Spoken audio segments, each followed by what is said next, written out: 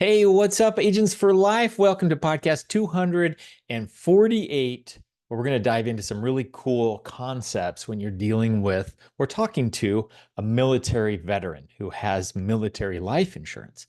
So, this was always one of those topics that was always kind of like elusive. It was just out there. And I thought, one day I need to dive in and I need to get my hands dirty and find out what's this all about, the pros and the cons, so I can speak somewhat intelligently about it. Well, it took me about a half an hour of research, really not that much time. I printed out some pages, read through them, and instantly became an expert on SGLI versus VGLI. So I'm going to dive into all of that. Before I do, though, a couple of quick announcements. Indianapolis, okay, September, let me look and see, 19th and 20th. If you're able, if you're in the area, we have a conference there and the leaders are getting together. We're doing a 2-day workshop in combination with Nick Theodore's group. So we're going to have some leaders outside of our team helping us with trainings, a lot of fun activities planned, networking, meals. It's going to be super awesome. So I hope you can make that. And then in December, you've probably seen the Step Up or Level Up Leadership Conference. They do these leadership conferences 3 or 4 times a year. This is the last one for the year. It's December 6th. Hopefully you've seen the notice, gotten the invitation. And if you're able to make that, I can't remember the location. I think it's Columbus, Ohio, actually. And hope to see you there on that as well. So put those on your calendar and start working toward them. Sell a few extra apps to pay for the trip and go make your business better by being there, because those face-to-face conferences are definitely game changers for people. Okay, quick mic drop thought. The one I have for this week's actually kind of funny. Get in motion, because nobody gets excited watching a slug. Now, I heard the DRT call. I heard some variation of that. And it's so true. When you're driving around and you see a deer or you see, something swoom, everybody's like, wait, what was that? Right? Because it was fast. And we love watching fast things. They're harder to see, right? They're here and they're gone. Well, same thing with people, same thing with entrepreneurs. No one gets excited to watch a slug or a tortoise, right? We got to get in motion and people will be excited to come watch us and wonder what we're being a part of. Okay, so put your head down, get to work, and get in motion. All right, let's talk VGLA. I'm going to share my screen. So those of you who are watching this podcast from a from the comfort of video are going to have an added advantage, because what I did is I jumped in and I did kind of like this. I geeked out on a spreadsheet. I know. I've been trying to quit. It's a tough habit, but I slipped. I went back in and relapsed, and here I am, kind of recovering again. But I'm about a week sober. But actually, just kidding.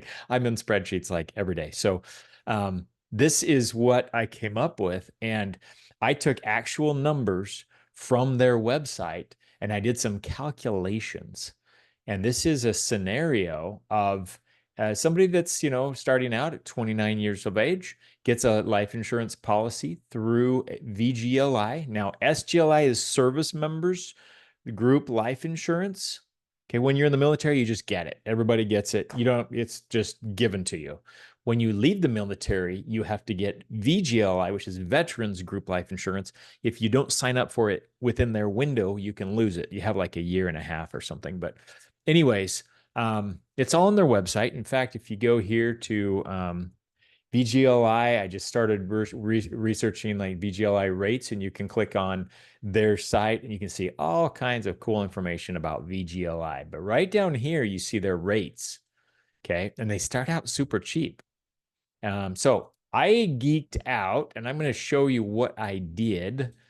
And if you take their rates at first, 21 bucks, you're paying double for a civilian policy. Like, why would I want to do that? Every 5 years, VGLI goes up. It's term, it's not convertible, no living benefits. Okay. It is eligible. And so their eligibility is you just fill out a form. So if you're really, really sick, VGLI isn't, I'm not saying it's a bad thing, but look at the long-term game. It goes from being super cheap to being super expensive. So this person gets a 30-year term, pays $42 a month. And then when they're done with that at age 55, they get another 30-year term, goes to age 85, and they're paying $282 a month. I got rates from, I think, GPM, Okay. But you can do the same thing with any. This person just gets VGLI all the way through and keeps it all the way to age 85. What happens? They paid in $271,000 for that $300,000 death benefit. Civilian policy, you pay 116. That's a female, 157 for a male. So half in the long run, it saves you a lot of money if you do the math. You got to do the math though. And I did this for a friend of mine.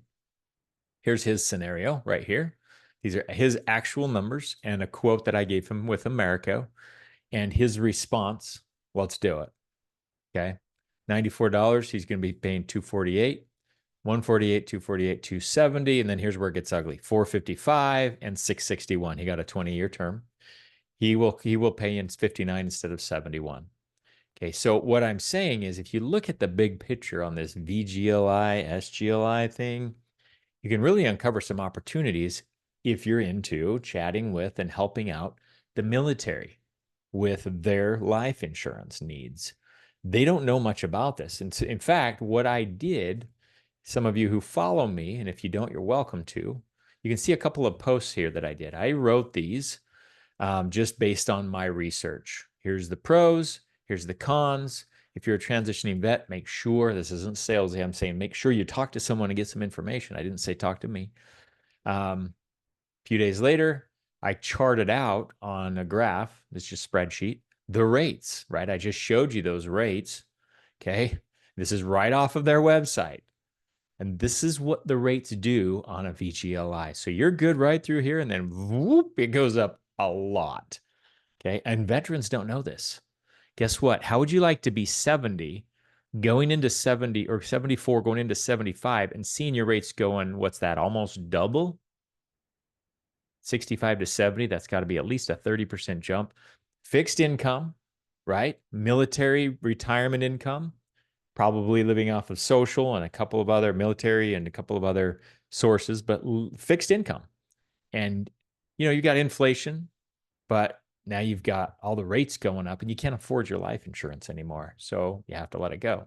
Well, I actually did this too. I calculated it out even further. I took the next step and I said, well, what if we took that and we started paying into an universal life? We convert at age 55. So we do this small one, and then before re-upping, we just do a conversion to a UL.